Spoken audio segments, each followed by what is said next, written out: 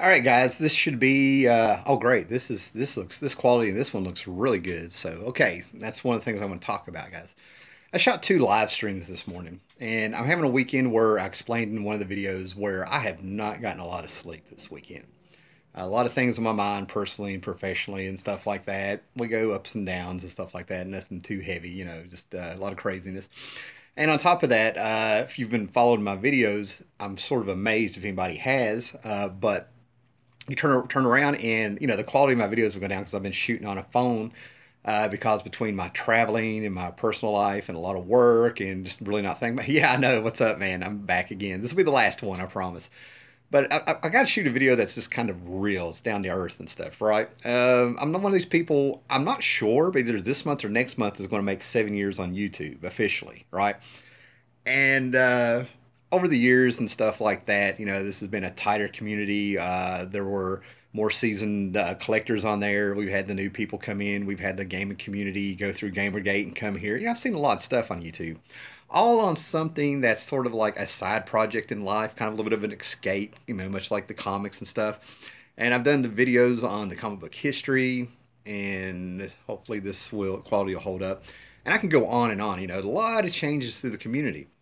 And then with the big, I don't know, the last couple of years, the big political things that have gone on and things like that, and the um, injection, I'll use that word, of what the subject matter in comics have been over the last few years and stuff like that. It's really been a wild ride. There's been grieving over what Marvel Comics has become.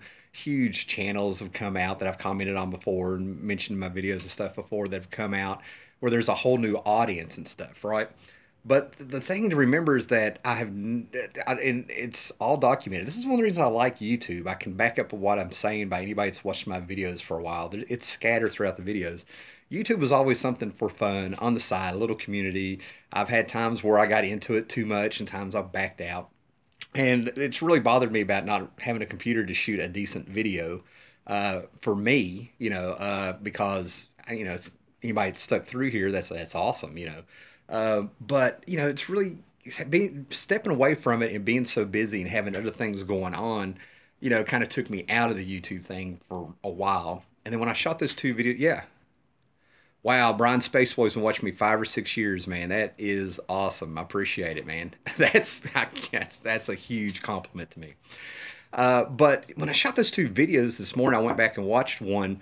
I did a video this morning on oh my God, see what I'm saying? I didn't used to be all scattered brain like this. I'm gonna blame it on the sleep. But Batman White Knight, and then I tried to do one Mr. Miracle. And I can say I was pumped up about the Batman book and what came out of my mouth I was happy with. The Mr. Miracle one, I was all over the place and just not as passionate as what it came from. It's like I was just putting it out. So what I'm wondering is anybody really having fun collecting comics and shooting videos? Is anybody like, or are people enjoying the drama and the car wrecks and things that are going on in the industry now that the curtain has really been pulled back with creators showing themselves on Twitter and the news coming out and the blow ups at the cons and how people are digging into the surface and getting the dirt and just seeing things. Yeah, not really. Ha, that's what gets me. And so I'm gonna be like a little bit of a broken record, especially for the people who've watched me over the years. I started reading the comics in 1977. They were all over my house. You know, Anybody that's watched my videos knows what I'm about to say. Uncle, stepdad, comic books everywhere, monster magazines everywhere, pulp novels everywhere, Conan magazines, Savage Tales, all this stuff. I don't really pick up newer books. I'm stuck with in the back issues. Yeah, yeah, right. And grew up through the 80s, into the 90s and stuff. Didn't really consider myself the word collector because it was a very personal hobby. There was a stigma with comics that people will, I think it's generally still around, even though, the stuff's geekdom has come mainstream. So there's always that stigma of it. So it was a very personal hobby, and you'd get a stack of books and you'd read them. With me, it was my brother. Every now and then you'd find another collector, and you'd have all this stuff to get out and talk about and be like-minded and go on with life. If you see my videos, all you see is just 70s comics. Okay, Brian Spaceboy, I have no idea if I am sub to you, but I will sub after this, okay? Make sure to comment or something after this download so I can hit you there, right? But in the 60s. All right, everybody go subscribe to Brian Spaceboy 227. If you're watching this after it recorded, hopefully he'll leave a comment and you can go to his channel. So it was fun. It was something on the side. It was something that gave you a little bit of something to look forward to every month. A little cliffhanger. Sort of like television. Where you would wait the next week to, see another episode and things like that. So, and the collection grew in the room, and you started seeing movies you liked, and some of the toy lines and stuff, and all the stuff would tie back to comics somehow. Either a merchandise, the toys would get licensed, or a movie would get licensed, and or you would find out that like Jim Starlin and Mike Plug and Mobius and all these guys ended up working on these movies you like behind the scenes, and you were like, oh my god. You see a Frank Frazetta cartoon, Fire and Ice. There's all these things that kind of tied into them, and they were special because it wasn't common knowledge. And oh, don't worry about it, Brian Spaceboy. I'll plug your channel all you want on this, man. I'm cool, man. I'm cool. It's cool, and so it was more special back then. And I grew up at the time where Crisis was hitting, Watchmen, Dark Knight, all this stuff. It was exciting, something on the side. It was exciting. You always had the feeling that I wasn't ashamed of comic books. I just knew what people thought of them, if they thought anything at all. And I really did have this attitude of like, you're missing out. This came full circle for me the third time I saw the Avengers movies, because I saw the Avengers movie online. DC's recent output has revitalized your interest in comics. Cool. All right. So, yeah, so this came full circle for me when I went and saw the Avengers movie. I watched it, I'm not going to lie, I watched it online about 5 days before it hit America. And then I ended up going with friends, comic book friends, the second time. Then the third time I went with some people who weren't into comics. And that third time with the Muggles, they turned around and the movie was over with, and one of them just turned their head and looked at me and said, "Is this what it's like reading comics?" And I looked at them, and it was the perfect answer. I was so proud of myself. I said, every month. Okay, so you get that excitement with the movies and stuff, right?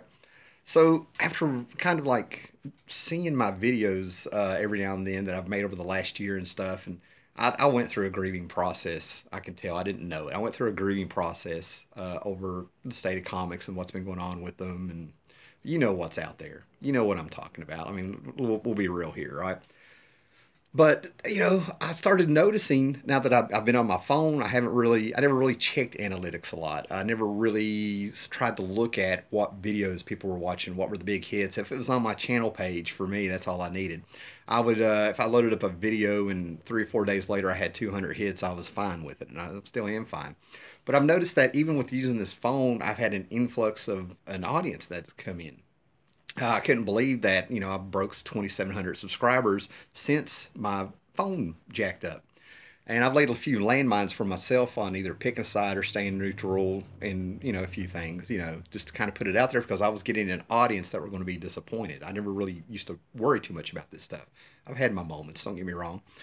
So then I'm sitting here now. I did these 2 videos this morning, and I'm sort of like, was I having fun in them? You know what I mean? I was like watching. I was kind of pumped, and I'm realizing I'm a bit of a reactionary. I think the quality of my videos, of what I have to say, comes with my excitement level. When I first started the videos, and this is where the newer audience seems to be coming from. If you my older videos, I scrolled through my notifications on my phone a little bit, seeing if anybody commented on those 2 videos, and it never dawned on me. But I've got most of my comments are coming from older videos, and I'm wondering if that's how they're subbing me. And those older videos are full of stuff that was in my head since I was a kid, just putting it out there to when the community was much smaller, and it felt like I was actually talking to specific people, just talking comics, talking about history, the stuff that would run through my head that I was putting together over the years, and this little comic book trivia and the knowledge and stuff, and it was really fun. And I'm not saying that well is dry, but I can go on and on about some of this stuff, and some of it's less interesting to other people, and some of it I think is really cool at the same time. But I get it. I grew up in a time when comics had a stigma. The reason I liked comics was the reason I liked comic books, and if I heard somebody like the same thing, you were like, cool. You know what I mean? It was a give and take sort of thing. You didn't get stuck on what you liked about comics. You listened to other people and you would check other things out, or, you would listen. give and take kind of thing.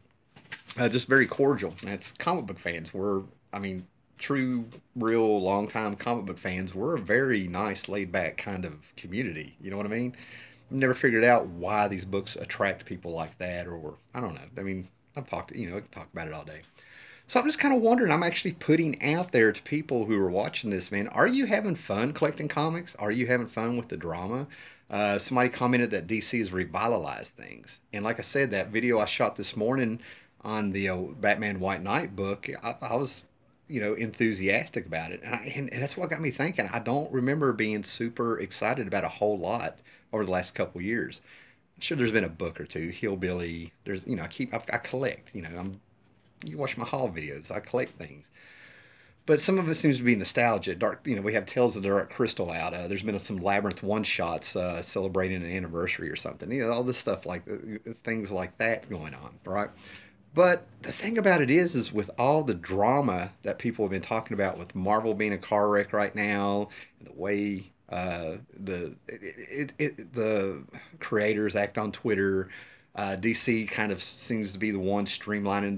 They're putting out videos, pumping up Doomsday Clock right now, which like I said, I'm going to read. I'm a little excited to see what's going there. I can already critique the first 6 pages they've already put out there, but I like the hook on who is Rorschach. I mean, there's very few things that are pumped up, and it used to be each comic with their cliffhanger had you ready to do it, and it seems like it's very sporadic now.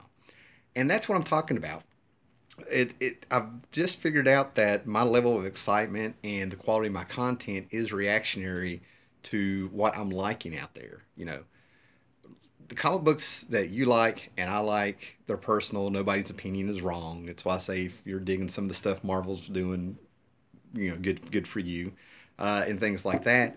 But I mean, it's kind of hard to really get pumped up to get on here. And talk to you guys and stuff a lot about like that if more people are interested in the drama. Collecting older stuff if its own thing, but there's something unique about being excited about reading things as they come out. Yeah, and that you get it. That's sort of what I'm getting here. The question I'm asking is really something you either get or you don't get. I check out old videos because they seem to show books that people stop looking for, sleeper books, I tell you. Yeah, exactly. And that's what I'm noticing. Yeah, the fact that I made videos, we'll say for like from 5 or 6 years ago, I can tell when I made them because of where I'm living in the videos and stuff like that. It amazes me they still get hits and I still get comments. And every now and then I get a nasty one with some guy saying you need to show the books more, or you need to edit where you put comic book pages in. Nobody wants to sit here and watch you read that. That stuff just kind of slides off me. You can go to other channels and do that. Um, and things like that. But I mean, we got to get real. Are comic books still fun to collect, or is it the drama that people are showing up to? Like I said, I got off my train of thought there and stuff, reading the comments and stuff. But I mean, really think about this. Think about this, all right? Think about, and I'm using Marvel. This is not bashing Marvel. This is not a Marvel bashing thing. This is the state of comics now, okay? But think about it. Out of all the Marvel books that have come out in the last few years, you don't really hear people talking about the stories, critiquing them of what's cool. Yeah. So, but what you hear about is they made Cap a Nazi, and did you hear about this latest blow up with Marvel? And did you hear about how they're acting on here? It's more about what's going on around the comic books, and people aren't talking about what's in the comic books. And when I shoot videos and stuff like that, and if I want to talk about what's in the comic books, even that's not really. A lot of that doesn't have me excited like it used to. And then people have started comparing Tom King a little bit with Alan Moore. Tom King is no Alan Moore, but Tom King is still like a really good writer, But is that because we're really hungry for some quality out there? Hey, what's up, Gene Paul Ace Peter? Cool, man. So that's what I'm trying to say. I'm thinking I'm having like a little existential day here. I've had very little sleep over the few days, a lot going on in the personal life and the professional life, wishing I had my computer and stuff. And then I'm sitting here thinking, this is something I do on the side. What happened? You know what I mean? Um, and I hold firm. I hold firm, even if like sales are down. I think people watching my older videos is sort of a little bit of a reflection. I don't know what else they're watching out there, but people actually taking the time to check in on my older videos and leaving a comment, kind of, to me, is a little bit of a reflection on how the hobby's going for some people, where they're going after the back issues and the older stuff, right?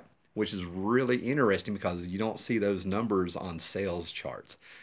Back issues are actually competition for comic books of today. You get these in dollar bins. You find a key book, like a little treasure and stuff.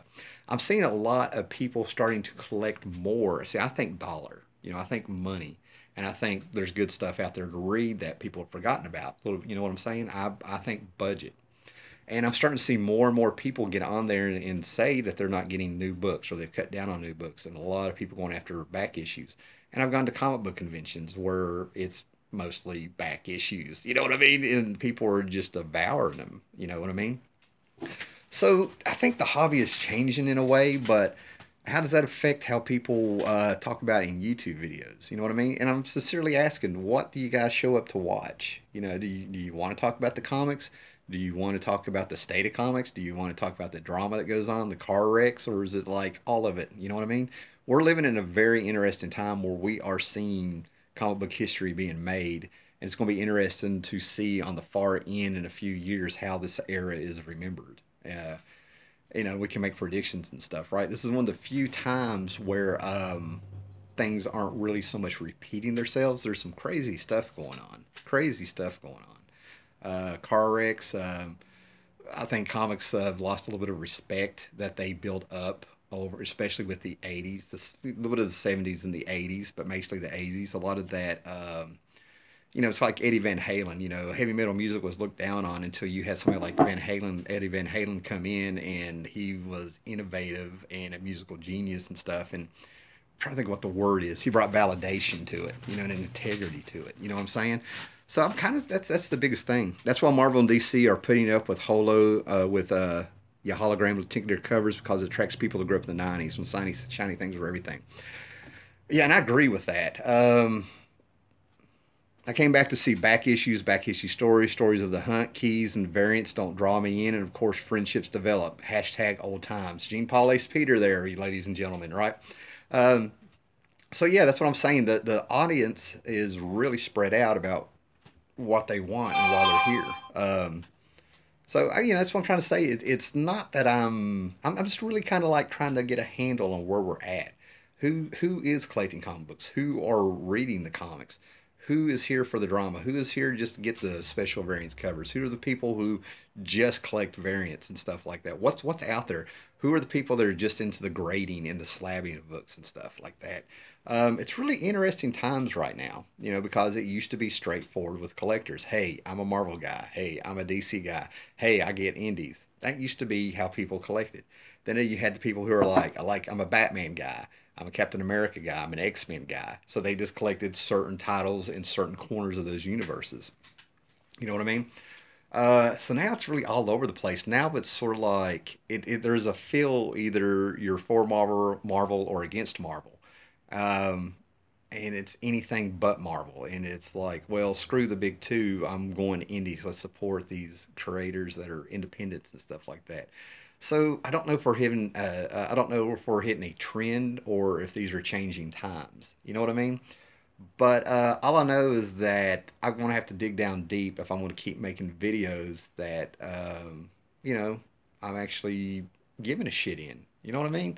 If you're going to take the time to watch my videos and you're going to take the time to talk to me and comment on this stuff like that, I got to bring something to the table, man. It doesn't need to be like a one-sided conversation. It doesn't need to be like, man, this guy is just sort of like belting it out. You know what I mean? You know what I mean? I'm not going to be a huge channel. That's never been my thing. Never. You know what I'm saying? But yeah. I just think it needs to be acknowledged that not only has comics changed and comics affect collecting, comics affect everything, right? Marvel being 52% at one time, or most of the time, of comic book shops, you know, money, to keep them going. Well, I never realized that Marvel used to set that standard to where if they did well, other companies would do well. It's a give and take kind of thing. You know what I mean? The competition of like, I'm going to write a better book at Marvel, or maybe my goal is to work for Marvel and stuff like that. That competition's not there anymore. Marvel's doing their own thing. There is this sense of we have a certain audience we want to do. They think they can dictate who's a fan and who's not a fan. That's how they come off. Whether that's going on or not. Then you have Marvel, who seems to be upping their game with these sleeper hits that are coming out, like Mr. Miracle. And once you get into them and stuff, you're finding there's some good writing there. You follow what I'm saying? So even collecting the comics and finding the good stuff takes a little bit more effort, and the comics cost more. And in my opinion, there's a lower quality there. The Marvel literature covers are better than DC. I've only got two of them. I'm into DC and Indies. My favorite reads are Black Mondays, Shirtless, Batman, Batman and Robin. I saw something about Bear Fighter. So yeah, I mean, basically, this is just me thinking right now. Are there answers to this? Maybe not. Maybe people can like comment and stuff, and maybe have it kind of gel back in my head, right? So basically, the two videos I shot this morning on Batman, White Knight, and the Mr. Miracle book. Whenever I get my computer fixed, I want to be reshooting them. One, the quality's bad, but I thought I had something really great to say. The other one seemed to have worked, but didn't. It was just a mess. They need to get comics back into grocery stores and places other than dedicated comic book shops. I call them testicular covers because they're out. You got to be nuts to buy them. I kid, of course. That's funny. I call them testicular covers because you have to be nuts to buy them. He's talking about the lenticular covers. So that's what I'm saying. There's a very there's an audience that is gone. There's an audience that are against Marvel and DC.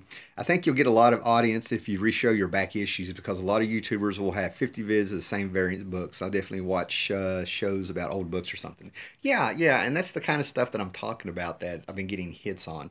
My video about the amalgam comics of the 90s and stuff, talking about them. Actually, I got a hit on my Sword of the Atom video I did way back in the day, and apparently whatever's going on with She-Hulk back in the day, I got a few hits on that one, I think, that I did just showing John Burns' video. And these are like going back 6 years and stuff on some of this stuff, right? So I find it very interesting. I would love to see my analytics. I might be blowing this up a little bit, but it just really amazed me to see a bunch of my old videos. At least I'm getting some kind of notification on them.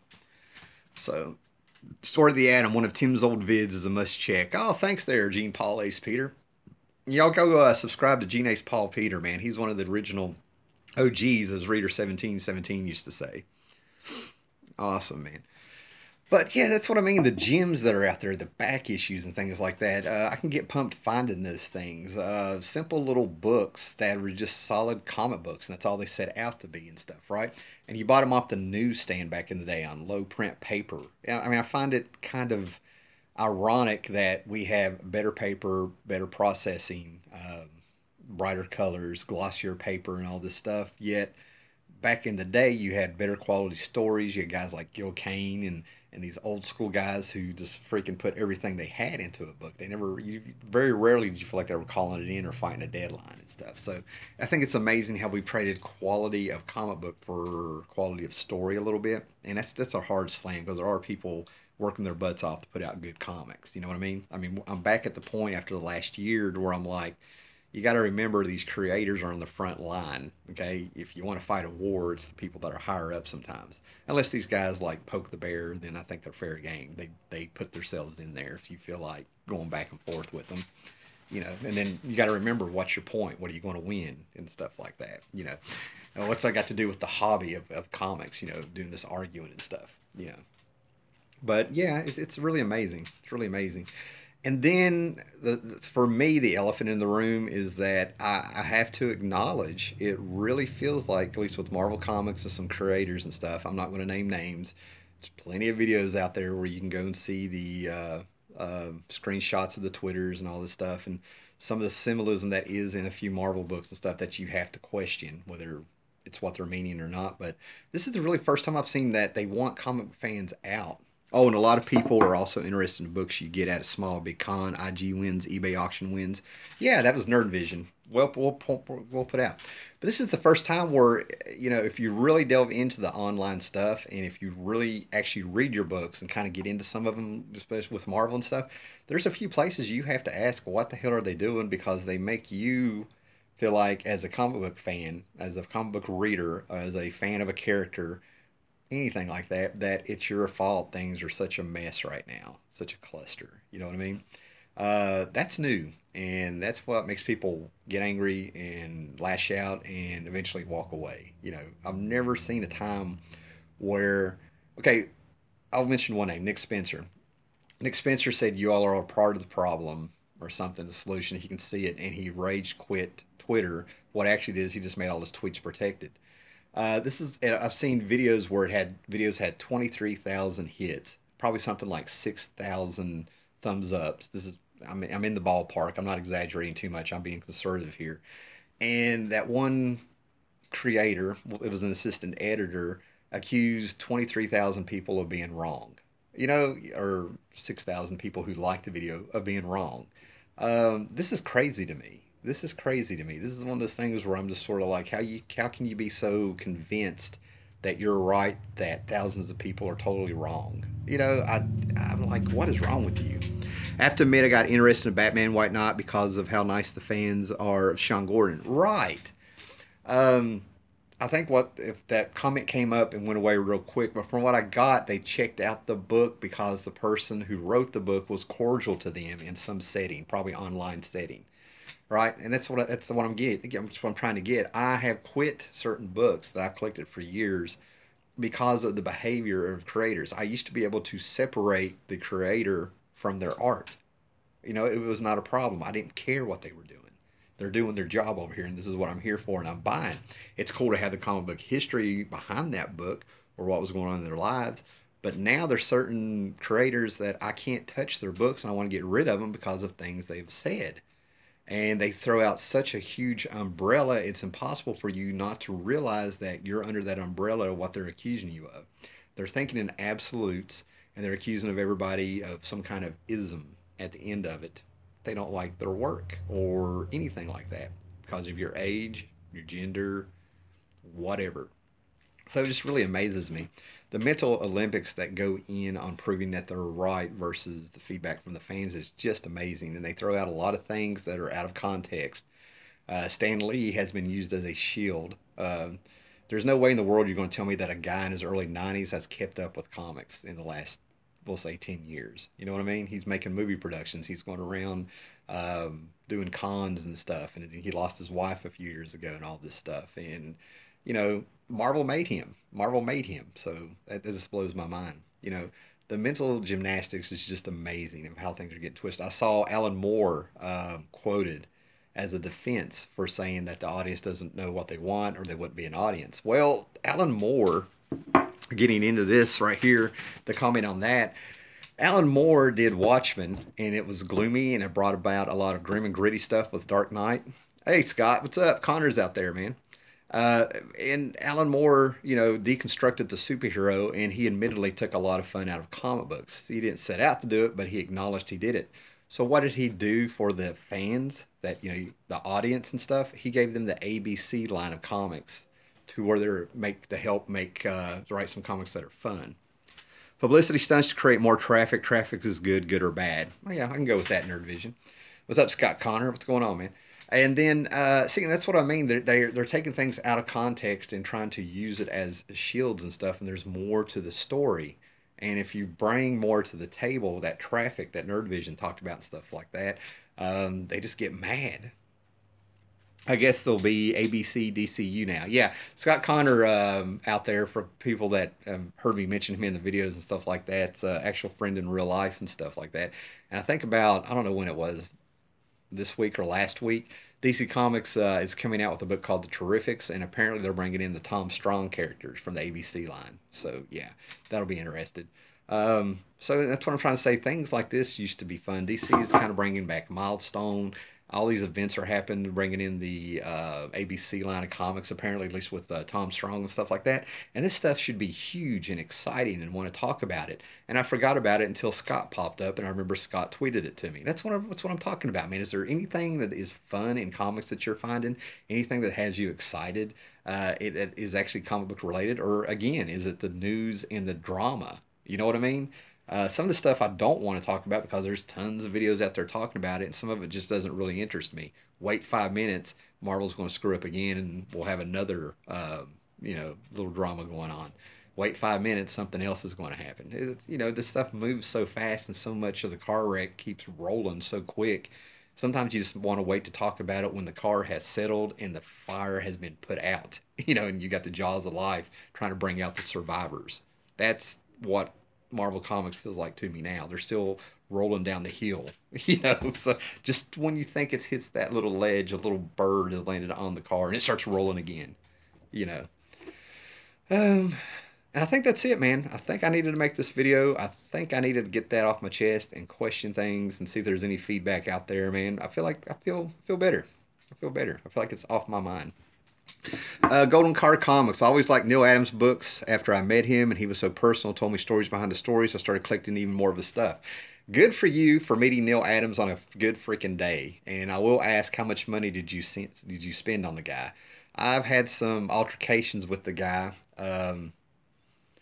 That I've kind of warned people when they walked up, they came back like, you're right and stuff. I don't bash the guy, but the thing I have seen about Neil is the more money you spend, the nicer he is to you, or people have caught him on a better day. Maybe I've just always hit those days with him.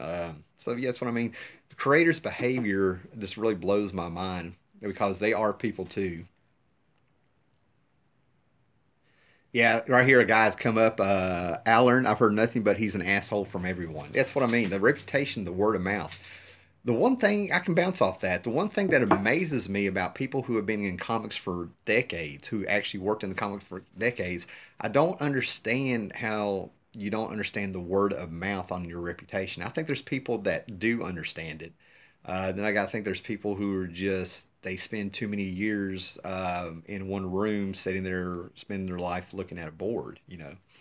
I've always had good experiences with his wife. Seems to be more negative. Have you ever seen Ethan Van Sciver's new YouTube channel? Seems like a cool guy. Yeah, yeah, I've seen that. But that's the thing, man. I don't see how a creator cannot realize that anybody who interacts with them is a potential customer. It's really odd how, like, over the last 2, 3 years, I've been real forgiving about Stan Lee. I've never personally disliked the guy, just business wise and comic book wise and stuff. Mike Rohr and Dennis Kitchen are coming to Portugal in November. Are they cool people to meet? Never heard a story about them. No idea. Uh, but Stan Lee, used to have the attitude, and it's one. I think it's one of his better quotes where he's like, "Every comic book is a has, every comic book has potential being somebody's new." What do you think about meeting Stan Sakai? I'll tell you that in a minute. Every comic book, it has the potential to be somebody's first comic book. Sometimes I've spent $30. Other years I spent a few hundred. Still never a bad experience. Okay, they're talking about themselves. So anyway, but that's just it. Every comic book could be somebody's new comic book, and I feel like every person who walks up to meet you or interacts with you could be a potential new customer. So I don't see where they come from. We're not talking about kissing somebody's ass. We're not talking about being real personal with somebody and stuff. I think we're talking about making sure you don't do anything negative to run them off. You know what I mean? What are your thoughts on floppies versus omnibuses? Which one you like better? I personally like floppies, but as my collection grows, there are certain books I think read better in trade, and that is by design. Zach and Beatty were one of the best people I've ever met. Mike Zeck and John Beatty were one of the best people I've ever met. That's cool, man. That's cool. So when it comes, okay, they're talking amongst themselves. So when it comes to floppy, I'm getting all over the place. The questions are coming in there and stuff like that. So bottom line, that before I move on to something else, bottom line, I don't think it's worrying about making a great impression when you meet somebody new or interact with somebody who collects comics who buy your stuff. I think it's more important not to do something negative to run them off. You see what I'm saying? There's less pressure that way. I mean, don't be an asshole. I mean, it's not hard. I've met guys, John Tottlebaum. I think that's how you say his name. I got him to sign some Swamp Thing stuff for me and stuff like that. Very quiet guy. You know what I mean? Very introverted, but he didn't rub me the wrong way. You follow what I mean? He's just a quiet guy, and his wife is doing it, and he's an artist. You know what I mean? They're quirky and stuff. But you have somebody like Neil Adams. He has a reputation of being an asshole from word of mouth. Two big differences. You know what I mean? Um, Now Scott asked me about meeting Stan Sakai. I met Stan Sakai. I didn't really interact with him too much. Uh, I put it out there. I started a conversation with him, and he was like, "Thank you, thank you." Then he gets up and took a picture, He was eager to please, had no problem signing anything. You wanted a picture, he was great and stuff. But it really felt like it was, business as usual. You come over here, we got our thing we do. You got the book. You're the fan. You're meeting me. We'll get up. We'll do that. Not a bad experience, just not very personal. I would highly recommend, if you click with them, you click with them. I didn't click with them, but I wasn't really trying either. Um, but yeah, Stan Sakai, very cool meeting him. I looked forward to it, and it was not a bad experience, man. It was really cool to meet him. For people who don't understand Stan Sakai, word of mouth, I can't remember who told me, man. It was either Comic Quarter, Scott, or who else did I talk to? Might have been Steve Ogden or somebody. I collect memorabilia. I met Frank Thomas and he was a jackass. I sold all of his stuff that I owned that very next day. That's Golden Card Comics. Yeah, yeah. He met yeah. That's what I'm trying to tell you. That's the same thing has happened. That is a knee jerk reaction to where I, I just don't want to give an asshole my money. You know what I mean? If I'm taking the time to buy your stuff, I don't need to be kicked in the balls for it when I meet you. You know what I mean? You know what I mean? So yeah, yeah, I don't expect you to be like, oh, thank you for your $2. I kind of expect like, cool, man, I appreciate you taking the time. I don't think that's asking too much, and I don't think that's an entitlement or elitist. And then talking about other creators and stuff like that, there's people who I've met, and then I jumped on their stuff. Oh, and I can't believe I'm sitting here going blank on that one, but it's only been like one or two people that I ran into a con, and I'm like, they seem like an all right guy, and I bought their stuff off the table, impulse buy from meeting them at a con. You know what I mean? That's probably happened more than I've thought about. And a few of those books I know I ended up, sticking around for a little bit and stuff. Who wrote Five Ghosts? Frank Tateri or something like that. Whoever wrote Five Ghosts, he was one of those guys. I was glad to meet him, find out he wasn't an asshole, and I stuck in there with his Five Ghosts stuff all the way to the end. So yeah, that's what I'm trying to tell you, man. Frank Barberi, thank you, Scott Carner, thank you. All right, well, this stream has been amazing for me. I think maybe this was like causing a little bit of a mental block. I think this was just something to get off my chest, to get out there. Got some good feedback here. If you made it to the end of this video after the live stream, thumb up, subscribe, definitely leave a comment. This is one of the few videos I really hope gets noticed and passed around there for the feedback. Okay, you know what I'm saying? So if you got any feedback or anything like that, hit me up on Twitter or on this. Oh, we got some stuff coming in. Carlos Spaccio was an asshole the first time I met him, and a very friendly guy the second time. Dan from I lost it. Hopefully there's comments. There's some comments coming in. It's killing me. Yeah, that's what I mean. I think everybody has stories about meeting creators if you've gone to these cons and stuff, and you remember. In my opinion, when it comes to meeting people, and I think it's like, think about going to school when you were a kid, right?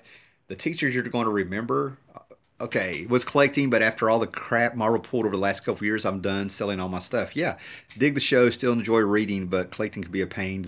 Mike Zek is nice. Yeah, that's what I'm saying. Here it is. Here's the word of mouth that I am talking about when it comes to people deciding to buy things by meeting collectors and their interactions and stuff like that. It is still a community. I'm sitting here just doing a little video where people are coming in and out of it and all this stuff like that, and people are jumping on it in the comment section, right? So that's happening here in this little spot on a Sunday on an unannounced video, shooting from the hip, just trying to figure out what I'm trying to get off my head. Then can you imagine what's going on in the real world when you're at cons with thousands of people, when social media coming on with Facebook groups, people on Twitter and all this stuff? I don't get why they don't understand the word of mouth. A lot of people do get it, and all this stuff, right? I had something great to say, but yeah, going back to like meeting creators and stuff. Think about when you were in school, right? Elementary school, middle school, high school, whatever. The two types of teachers you remember aren't the ones where it was just business as usual, right? First, you're probably going to remember that asshole teacher who's out to get you. And then you're going to remember maybe one or two teachers that were really cool to you, inspired to you, or they were nice. They weren't like the other teachers. That's comic book creators. For some reason, I think it's a survival tool instinct that we have of remembering the negative stuff so we stay away from it. And then we have this appreciation as we get older and nostalgia of the nice people and stuff. And when people are cool to you and nice to you and you're enjoying their comic and they turn out to be cool, you have a better feeling reading that comic. It's psychology. I mean, this is how we react to things. This is how we form opinions and stuff, right? There's a lot going on up there. All right, guys, 40 minutes in, two shitty little live streams this morning talking about it. Have I ever met Jack Kirby? No, but I have a friend who met Jack Kirby in the early 90s. I keep saying goodbye, and then I keep getting a really good question. I can deal with that. But my friend who met Jack Kirby in the early 90s, it's a little bit of a sad story. Not a lot of people knew that one of the reasons besides age, why they consider Kirby's stuff, his work was going a little downhill there towards the end of his career and stuff like that.